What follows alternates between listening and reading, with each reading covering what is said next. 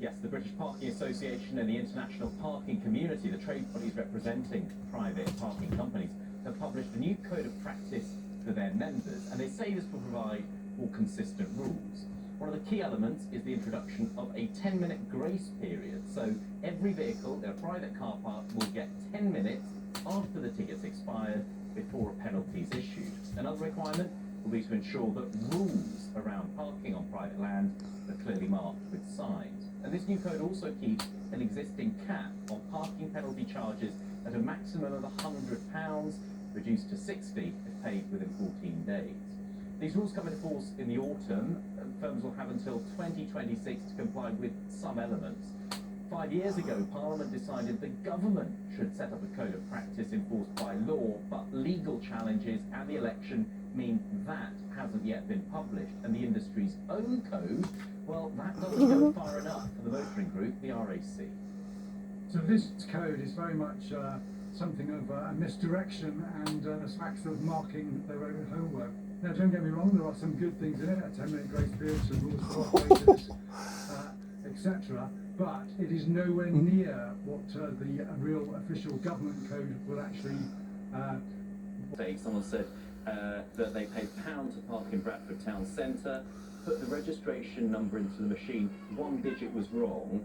They're now ending up having to pay £200 despite evidence that they paid and it was all in good faith. Will the rules help this person?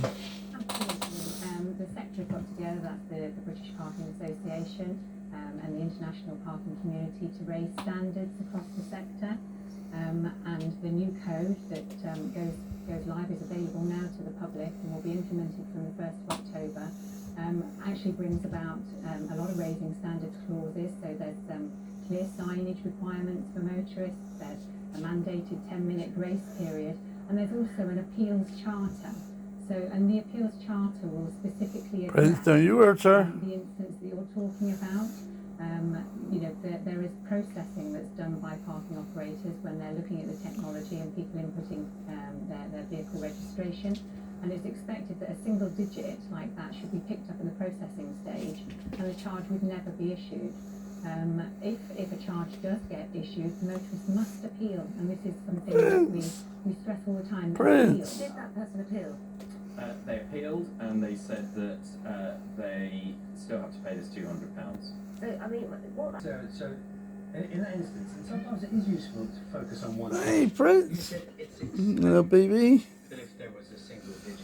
They must. That's a different phraseology. Absolutely. So they must. So I would expect them to do that, and Okay. if they didn't, they weren't complying with the code. In the future, if that had happened, someone had written in and they carried on getting the fine, what would Prince. actually happen? Because people get scared. You know, they might get fines, they might get letters. What would actually happen in practice? The motorist must appeal, and the guidelines, the sector code that we're launching today, mandates that in certain circumstances charges must be cancelled.